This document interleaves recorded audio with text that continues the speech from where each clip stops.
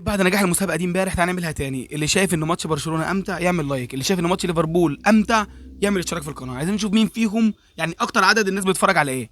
تعالى بقى بالراحه، لو انت عايز تتفرج على متعه الكوره في العالم اتفرج على هجوم برشلونه. لو عايز تتفرج على خصي الكوره في العالم اتفرج على دفاع برشلونه. كفايه لوفاندوفسكي والله كتير. يا عم انت لا في منك قدام ولا منك ورا. يا عم